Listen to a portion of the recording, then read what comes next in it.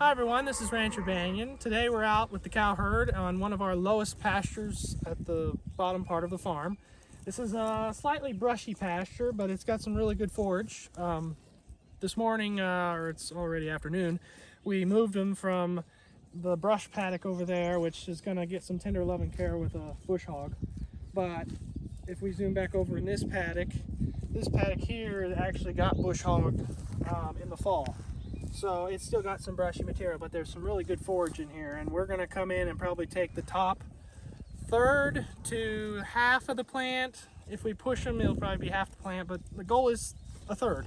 Depends on how fast we move them.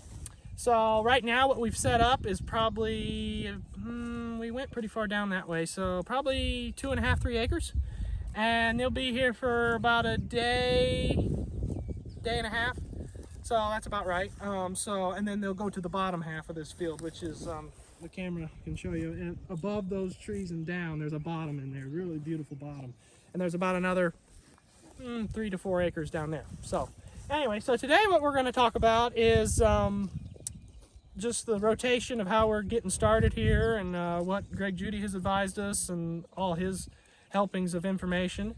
And here in a little bit, we'll take you to the next field behind us where we came from, way up that way, where we did took a field and split it 4 times and did rotation, and we were doing day-by-day moves. So down here, we're gonna kind of do that same thing, but just by splitting it in half. So we're just gonna on a probably larger scale. We did it pretty small size over there because we had a decent more bit of grass on that field because it was stockpile grass plus the new spring growth, so it was pretty darn thick. This here, it's getting there, so that's why we're gonna quickly move them through. And then we have a field up and over that we're gonna be going to. You can't see it from here, but that's gonna be our next field they'll be in probably come midweek. So that will be nice to get on that grass as well, because that will kind of be our start to moving all the way across the farm again. So so after that, we can continue our updates and show you the inner workings of how it's working. But as far as if you wonder the benefits I've already are seeing. The grass is coming back quick, we're moving them fast, and the cows are happy.